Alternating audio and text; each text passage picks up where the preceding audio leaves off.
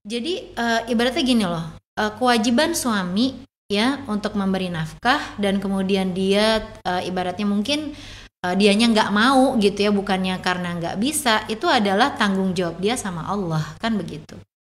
Dan tanggung jawab kita adalah berbuat baik sama suami gitu ya. Dan saya kadang-kadang tuh suka, ya Allah kenapa nggak dari awal gitu kan, kenapa nggak dari awal nih nurutin gitu ya, nurutin suami gitu. Jadi memang karena ayat yang selalu saya dapetin itu kok ayatnya nggak bagus sih gitu ya, udah males lagi saya garpu tala gitu. Sampai kemudian akhirnya suami saya bilang gitu ya, ketika kita membuka Al-Quran itu maka fokusnya itu ke diri kita dan menerima gitu ya, terima apa yang Allah kasih gitu kan. Kalaupun misalnya di situ ayatnya ayat-ayat yang azab gitu ya, ya berarti itu adalah nasihat gitu kan buat diri kita gitu ya, seperti itu. Dan yakini gitu ya, yakini bahwa setiap ayat yang kita buka itu tepat gitu.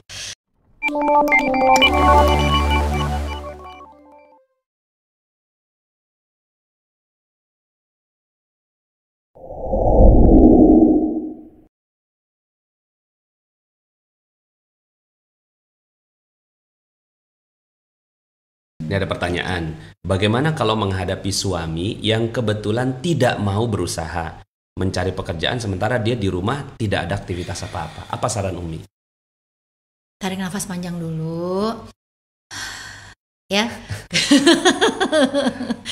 Kemudian teman-teman mungkin bisa garpu tala gitu ya, berdoa, mencari solusi dari Allah gitu ya, tanya, ngadu gitu kan, ngadu sama Allah, ya Allah kondisinya seperti ini gitu kan, apa yang harus saya lakukan ya, nanti kan Allah akan kasih arahannya gitu ya, lewat ayat Al-Qur'annya dibaca, dizikirkan gitu, sambil terus doain gitu, sambil terus doakan gitu ya suami kita gitu ya, dan kemudian kitanya tetap berbuat baik teman-teman.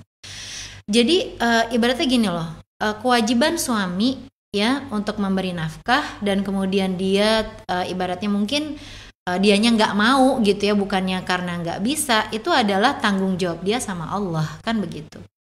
Dan tanggung jawab kita adalah berbuat baik sama suami gitu ya. Dan kalaupun misalnya kita berbuat baik sama suami tapi kemudian suami ibaratnya melakukan yang lain-lain, kita akan tetap dapat pahala dari Allah gitu. Jadi nabung pahala gitu ya, karena Allah nggak bakalan menyia-nyiakan satu kebaikan daripada hambanya gitu. Allah, seperti itu ya.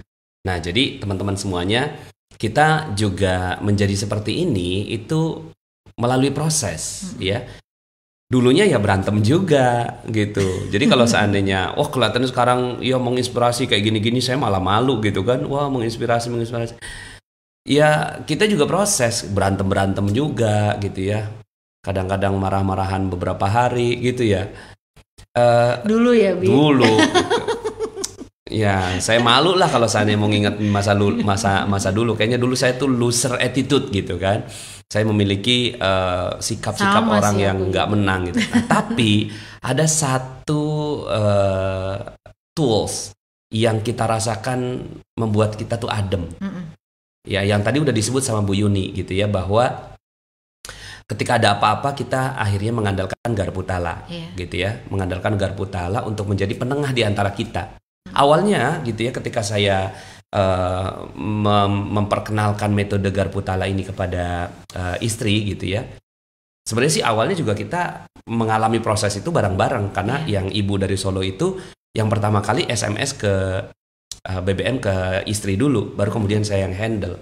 Nah tapi di kemudian hari yang mendalami ilmu garpu tala tuh saya, ya mendalami gitu kan, lebih dalam, sampai kemudian akhirnya Mi coba deh garpu tala gitu. Nah cuma awal-awal garpu tala itu istri saya selalu dapetin ayat-ayat yang azab gitu ya. Boleh nggak Mi diceritakan, sampai akhirnya kapok garpu tala gitu, nggak mau garpu tala gitu ya.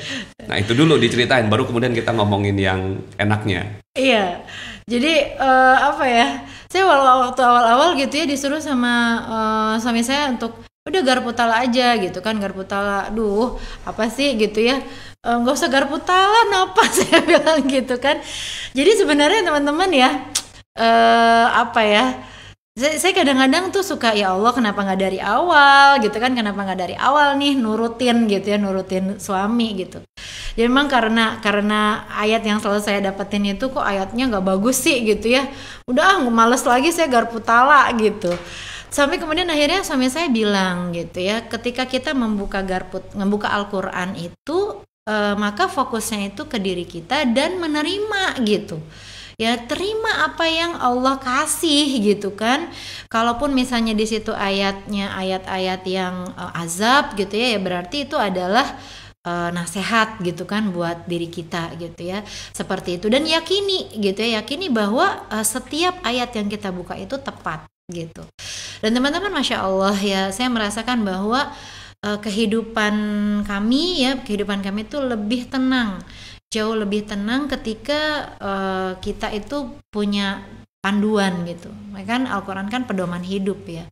Pedoman hidupnya salah satunya adalah ya udah, kalau misalkan lagi ada problem ya, lagi ada masalah apapun teman-teman, apapun. Jadi problem sama suami, problem sama anak gitu ya, kemudian problem di usaha, atau misalnya saya pernah misalnya punya problem sama hadimat saya misalnya gitu ya, asisten rumah tangga saya, itu saya buka Al-Quran gitu. Ya Allah, saya kok agak liar ya sama si hadimat yang ini gitu kan, sama mbak yang ini tuh gimana ya Allah, apa yang harus saya lakukan? Itu saya buka Quran gitu ya, seperti itu gitu. Jadi akhirnya semuanya tuh kayak punya energi tuh gitu ya, punya energi, dan itu membantu banget tuh untuk winning attitude itu ya teman-teman ya. Untuk kita menjaga kayak tadi ya, jadi prosesnya itu bagaimana sih menjaga dari goal kemudian sampai pencapaiannya, itu kan prosesnya panjang, itu kan panjang prosesnya. Nah, untuk menemani proses itu maka temani dengan Al-Quran gitu, seperti itu. So, temani dengan Al-Quran. Ini ada yang nanya, udah berapa tahun kita menikah? Berapa tahun ya, Mi? 2021 ini 20 berarti tahun. 20 tahun. Ya, jadi kita menikah 20 tahun. Anak kami yang pertama kuliah di UI. Insya Allah berarti dia tahun ini Farha ya, 19 tahun. Ya, alhamdulillah hafizah. Ya, kita lagi ngejagain terus supaya dia terjaga hafalannya. Doakan Mutkin ya. Amin, insyaallah. Kita juga doain mudah-mudahan anak-anaknya, Bapak Ibu semuanya juga dapatkan kebaikan gitu ya dari Al-Quran. Oke, nah dalam hidup mesti berapa kali garpu tala? Oh, dalam hidup aja. Ya, sebenarnya ukuran garpu tala itu ketika kita lagi galau, lagi risau ya, lagi nggak tenang gitu ya. Nah, itu harus digarpu talakan gitu ya. Jadi ada apa-apa, kita kalau garpu tala udah kayak apa ya, kayak snack gitu ya. Ada apa-apa kita garpu tala lagi gitu ya. Karena takut juga kalau seandainya kita membiarkan kondisi ya nggak nyaman itu gitu. Dalam beberapa hari itu kita nggak nyaman juga. Betul. Nah, teman-teman, kalau seandainya saya cuma kan ini rahasianya dia ya, itu kalau saya fotoin itu nomor 1 itu ridho suami 100% setiap hari. Apa Mi yang itu winning attitude juga tuh. Jadi yang melatar belakangi goal setting ya, setting apa Mi yang melatar belakangi goal setting ridho suami 100% setiap hari? Jadi kan saya tuh biasa ya teman-teman ya bikin goal setting gitu. Itu udah kayak apa ya, udah dari kecil saya diajarin, yang tadi saya cerita ya. Udah dari kecil saya diajarin goal setting gitu ya.